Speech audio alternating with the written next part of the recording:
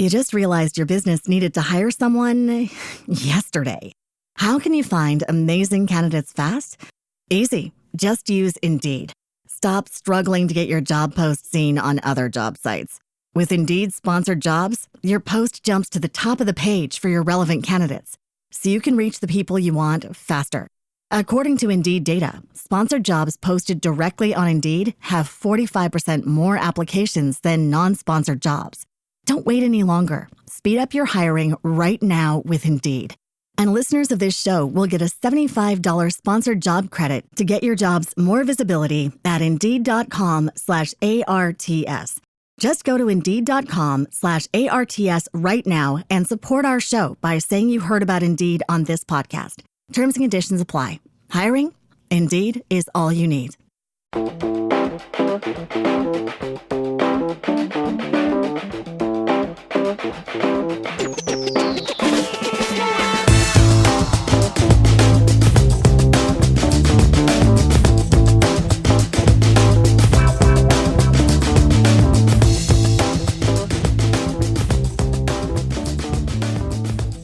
Good evening, ladies and gentlemen. It is Sunday night. It's time for a new episode in the Two Scotch Funk Worldwide Lounge. Haven't done an episode or done any recording for a while. I am excited about tonight. The new microphone is in and done some testing. It sounds good. I really like how it sounds. Gain's a little low, so we're going to monkey with that a bit, but I say off we go. So how was your holiday? How was Christmas? How was Hanukkah? All the other ones? Hope you had a good one. It was challenging on this end. Not the Christmas miracle that I was hoping for did not appear. That's all right. We keep going, right? We'll talk a little bit about that here in a bit, but I just want to talk and say I wanted to get started because this has been a particularly difficult holiday, difficult Christmas. You think you're going to set yourself up for a win. You think you're going to set yourself up for earning some grace. None of those things come through, and you feel like your efforts are in vain. You feel like a failure, maybe. Well, this isn't your Merry Christmas episode by any stretch, but maybe by the end it will be. But yeah, it took listening to a Lions coach speech to get me straight on the path again, oddly enough. And the speech came from his press conference, Dan Campbell's press conference after a loss to the Buffalo Bills. We just got smoked. The score didn't look like it, but it was a tough game. The offense played great. The defense did not. So the coach summed up the game, and I'll paraphrase because I'm not going to read it to you, but he talked about how it feels to lose after you get used to winning, and he said something like this. You get used to eating filet, and all of a sudden you're handed a piece of moldy bread. That's what you used to get by on, moldy bread. And it was good enough. It gave you what you needed to survive. It gave you the sustenance you needed to continue to do the work. And boy, you work a lot harder when you're eating that moldy bread than you do when you eat that filet. And I think that's what's happened to me over this past year. It was not a great year. Ran into a buzzsaw with some real shitty realtors, landlord, just a bad situation. But I'm in a good one now. In my new place, I love it. All things are new and shiny. I have a cleaning lady who's become a good friend. She comes in every week. House is perfect. Sheets are changed. Everything's just right. Well, what the hell? When I first started my journey into recovery, the amount of money I'm spending weekly on a housekeeper is more than I was spending on food. I was not coming off a winning streak. Things were tighter than I had experienced in a very long time, coming off a devastating divorce, all the bad things that were happening, but I was making it work. For the longest time, there was a weekly budget, and that decided what I got to buy for groceries. Once you pay your rent and your car insurance, wasn't that great. Really appreciated having to pay car insurance when you can't hardly afford gas, but what a luxury. But yeah, I had to do that for a long time, and there was no bitterness. I didn't care. I was pissed about having to pay car insurance once a month, but you budget it every week, so it was there by the end. And now I'm thinking, I don't have to do that anymore. Some of those good habits, those good budgeting habits still exist, which were good. They were lifesavers, and they have propelled me to different levels here now by using the same concepts, but it's not as big of a necessity. My wants and needs are met. I don't have a brand new Ferrari in the garage, but that's okay. Not a need, not even really a want. What I do need and do want is that sense of urgency, that sense of drive, all the stuff that got me where I am right now. If I could still have that level of motivation, oh my gosh, the next level will be even better. One of my closest friends gave me some advice. He's like, you got to unplug, Chow. You got to unplug at the end of your business day. Unplug a little bit and give yourself some breathing time. And he's right. Howie, I don't always tell him that he's right, but at this time he is, to a point, because one of the things that used to allow me to drink or force me to drink or compel me to drink or whatever reason I needed at that time was the busy brain thing. When your head gets clear, and it takes a little while to clear all that fog from the booze, but when it does, oh my God, your energy level goes up, your drive goes up temporarily. It's not sustainable at that trajectory, but it does go up, and you get a lot done. You can accomplish so much, and you're excited to do it. You're kicking ass. Your accomplishments are stacking up. People are saying, great job, and that propels you even harder, further, and then all of a sudden, 5, 6, 7, 8, almost 9 years now, all that goes away.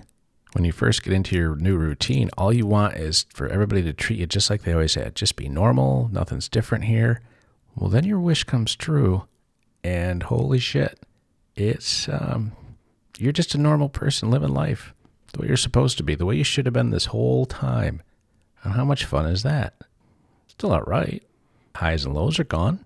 Everything you were wishing for at your lowest moment has been gifted to you through your hard work. You've earned it, but it's here. The normalcy, the quiet, the peace, the happiness, the consistency of day-to-day efforts, all the good stuff. It's all here, and it's boring as shit. What's boring for somebody like me? Dangerous. Why? Because I know how to fix it. I can go out and find some excitement. It's not hard. It is fatal to different levels of my life. So I can't do that. So what have I done? What have I changed? What do I need to do? Moldy bread. We're back. So I went back to some of my old journals, started reading things that were important to me when I first started this journey.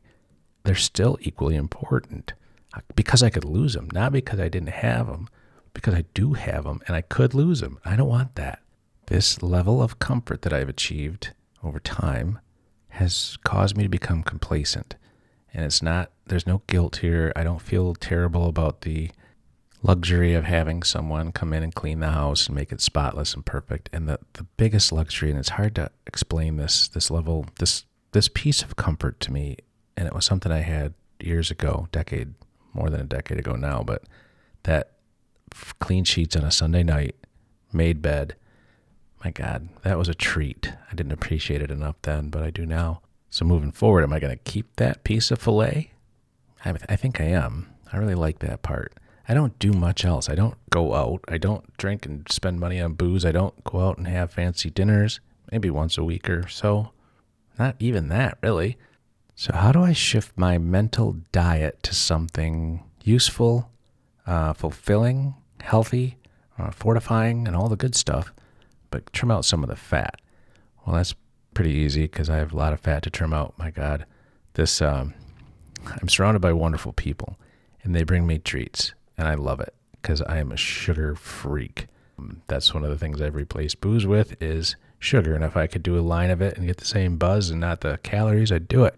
But that's not really feasible, nor is it acceptable in public. I mean, people might look and say, what's he doing? Why is that even acceptable? Hello, police. I don't want that. I don't want to have this police to get involved with me snorting sugar. That's embarrassing for everybody. So what am I going to do? How do I get away from the filet and get back to the moldy bread? I don't think it's necessary to go all the way back. What I think I need to do is go back to what worked, uncomfortable, get myself there. A little bit of discomfort is good for me. It shakes up the status quo.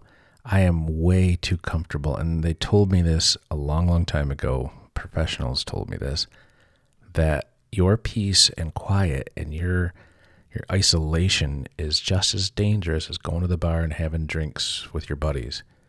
Not maybe as deadly at first, but it is dangerous because it is so addictive. It's so wonderful. The peace and quiet, you can control your entire atmosphere, your temperature, your sound, your food, your smells, your everything. You're in complete control. So if something's not working, you can change it immediately. You don't have to ask someone else to change for you, which you shouldn't anyway, but you want to. Trust me, there's times. But that peace and quiet is addictive and deadly for me. So I got to shake things up a little bit. What am I going to do? Routines are healthy for me to a point. I'm a man of pattern. I'm a man of routine. I like things the way they're supposed to be, the way that they're in their proper place, in their proper angle and squared to the edge, all that stuff. I like it. So in my environment, I'm going to continue to do that. Outside, I'm going to embrace all the chaos that I can't control. I'm going to embrace it a little bit and expand again because I used to love being around people all the time. I was happy hour Derek, so of course, when you're shit-faced, it's easy to be around people all the time. You dismiss some of their stupid shit and your own. But I'm not doing that part. So what I'm going to do is start forcing a routine, getting healthy again, cooking meals on a daily basis. Washing one plate and fork and knife and spoon and whatever pots and pans I dirty. Not a big chore. I got the time. I'm going to recommit to going outside and blowing the carbon out, as Dad would say, and going for a walk every night. Rain or shine, snow, sleet, I'm going to be as hardy as I hope the mailmen are that are on their routes, and recommit to working out 5 days a week. And that doesn't have to be 5 in a row, but 5 of the 7, I've got to commit to doing that again because I feel like garbage, because I abandoned ship on that, and that was foolish. I know why I did it. I did it because it was easy. Easy to quit. Easy to quit the hard stuff, like exercise. It's not when you're out of shape and trying to get back into it, it's miserable. When you're in shape and you're doing the exercise, it's awesome. It feels so good. Well, yeah, I'm a typical human. Whatever I find out that works, well, I'll quit that and try something different. Well, that's enough of that. On to the next thing. So we're going to get healthy. I'm going to start doing more things with my friends. And I'm going to let them know, most people know by now, that I got about 2 hours. That's about it. That's about my span of attention, whatever you want to call it, before I have to move to the next thing. I don't like it like that, but that's where I am right now. That's where I have been since I quit drinking. I got about 2 hours. Special cases, of course, are accepted, but I got about 2 hours. Then I got to move. So more exercise, more friendship time, more time out of isolation, more stretching the boundaries. Like, hey, can we pull this off? Can I go bowling? I haven't been bowling in forever, but maybe that's something to do. No, not a league, not a pool league, a bowling league, nothing where I have to commit to every Tuesday night, whether it's shitty out or whatever. I hate that. I don't want to be committed to that anymore. I'm done. Maybe we just go bowling. Get a group of yahoos together and just say, hey, when's the last time you did something like this? Let's go try it. Point is, I got to break the diet, the fancy pants, high sugar, high expense, mental expense diet that I'm on right now, and shake it up. Go back to something different, a little bit more healthy, a little less fattening, physically and mentally fattening, because that sugar stuff, my God, bad for the head. It's not good. So off of that. And then this is the hard part of the conversation. I usually try to wrap it up by now and be happy and the sunshine and all that stuff, but not tonight. One of the other things I'm going to do is stop avoiding difficult situations. Stop remaining quiet when I see injustice. I'm all done with that. I've tried that quiet path. I've tried to turn the other cheek and not call bullshit when it needs to be called. And it's got me in a really bad spot with some people I love more than life itself. So we're going to fix that. Another thing that I'm excited to talk about is the next book. That will be coming out in May. It was going to be April, but I did not anticipate December being such a bitch. So we're going to push it from my birthday to Dad's birthday. May 28th will be the new book. And we're going to talk about that on a video I'm building. Should be done tomorrow. All the new gear is tricky and it makes for great product, but lots of learning for this guy. So tonight it is moldy bread. And by that I mean grilled chicken breast and broccoli. Healthy stuff that I enjoy. Silly not to eat it, so I'll have that for dinner. get off on the right foot, see if I can't wrap up that video so I can put it out there tomorrow. I'm excited about this next book. It's going to give me a purpose again. The last one did because I could help other people that were suffering from addiction was what it started as, but then it turned into asking permission to seek help. And so that was great. Next one's going to be about grief. See if I can help some people wander their way through this. It's been ugly. I have not enjoyed the grieving process. It has kind of the opposite effect of recovery, because as you build into recovery, the better things go. Maybe as I learn more about grief, the better things will go. But man, two completely different paths. So it's taken me a long time to get this one put together. But it'll be out in May. Hopefully it'll be as well received as The Thawing Man, and I'll be able to help some people along the way. It's been a little bit cathartic for me to write it so far, but yeesh, different angle. But that's enough. That's enough for tonight. Thank you for listening. As always, it's good to be back, and I hope you had a great Christmas. Happy New Year. I will not be putting another one of these out before the new year, so this is the last one of 2024. Thanks to all of you that have been here the entire time. Thanks for all the new joiners. This has been really rewarding. It's been a good year for this podcast and forcing me to do it, and I look forward to being even more consistent and, be warned, more frequent in 2025. Thanks for listening, everybody. Have a good night.